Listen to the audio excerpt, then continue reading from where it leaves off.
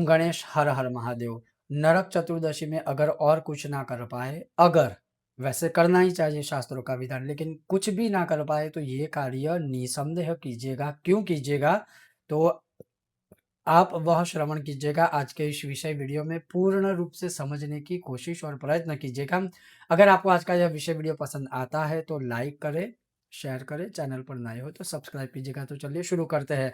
तो लिखा हुआ है नरक चतुर्दशी के विषय में कि यमलोक दर्शना भाव कामो अहम अभ्यंग स्नानम करिष्ये।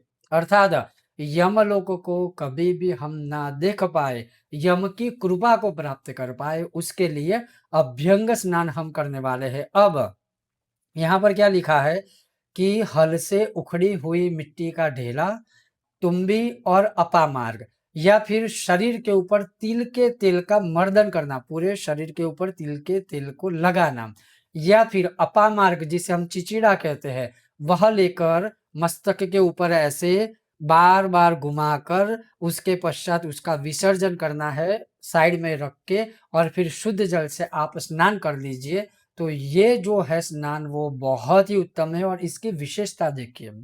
वैसे कार्तिक माह आदि में या अमावस्या आदि में तैल स्नान जो होता है वो निषेध है, किंतु क्या लिखा है कि तैलाभ्यंगम तथा शय्याम परांतम कास्य भोजनम, परान्नम कास्य भोजनम कार्तिके वर्ज यद यस्तु परिपूर्ण व्रति भवेत। इसके अनुसार क्या है कि तैलाभ्यंग, तैल स्नान वर्जित है। अब आगे शास्त्र क्या कहते हैं कि नरकस्य चतुर्दश्याम तैलाभ्यंगम च कारयेत। नरक चतुर्दशी में तो तैलाभ्यंग कोई नहीं करेगा तो उसे नरक को देखना पड़ेगा। अन्यत्र कार्तिक स्नायि तैलाभ्यंगम विवर्जयेत।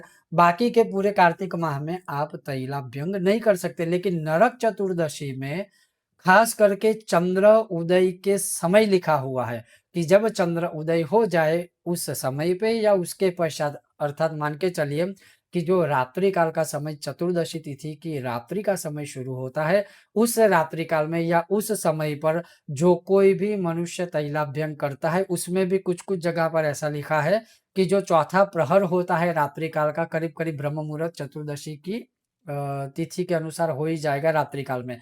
तो अगर उस समय पर कोई तिल का तेल शरीर में मर्दन करके लगा के फिर स्नान करेगा तो उसको कभी भी नरक यातना भुगतनी नहीं पड़ेगी।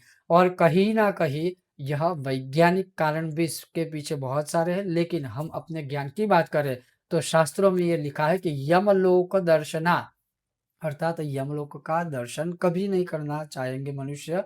और अगर इस प्रकार से तैलाभ्यंग कोई करता है तो बहुसम्मत के अनुसार यही है कि आपको इस रात्रि में जो है तिल के तिल का मर्दन करके स्नान करना चाहिए। ओम गणेश हर हर महादेव।